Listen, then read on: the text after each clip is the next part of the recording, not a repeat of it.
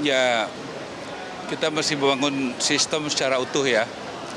Eh, Nomor satu, landasan hukumnya mesti kuat. Ya, kita mesti buat suatu peraturan yang bisa menggabungkan semua stakeholder untuk mencapai tujuan itu. Kedua, tentu isu strategisnya adalah bagaimana pengadaan lahannya.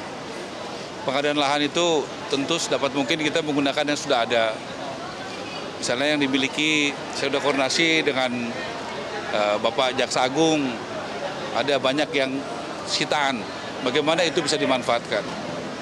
Bagaimana misalnya dari BUMN dengan Menteri BUMN misalnya dari kereta api itu banyak tanah-tanah yang bisa dipakai. Juga kita akan mengutamakan juga buat rumah bagi prajurit TNI. Juga itu bagaimana juga bisa dicapai.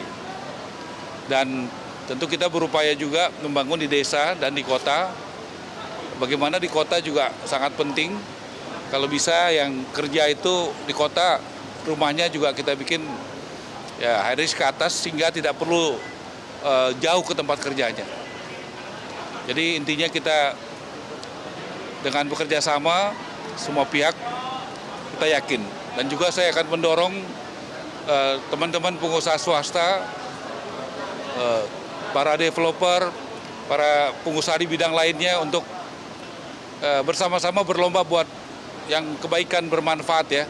Bisa bergotong royong di tempat-tempat usahanya, misalnya lahannya ada dari BUMN atau dari lahan TNI, itu bisa dibantu dengan teman-teman dari swasta. Jadi kita harus bergotong royong dengan semua kekuatan karena memang masih banyak sekali rakyat Indonesia yang belum memiliki rumah. Jadi memang harus masif bergotong royong dari aset yang ada, baik dimiliki negara maupun sitaan, kemudian yang membangunnya juga gotong royong. Saya pikir itu konsep kita, gotong royong membangun rumah untuk rakyat. Ada arahan Pak Pera nggak sih dari ini kan masih Belum sampai ke situ, tapi saya sudah sampaikan apa konsep kami seperti itu. Tentu bentuknya seperti apa kita akan bicarakan lebih lanjut. Ya, kita juga akan mendengarkan masukan dari semua pihak.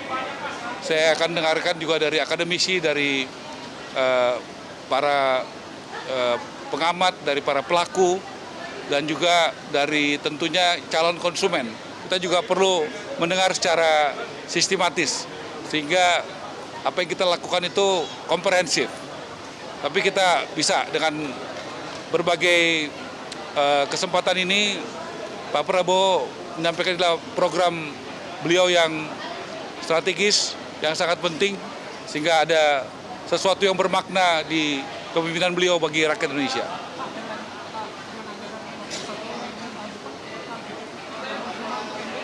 Nanti kita pelajari detail.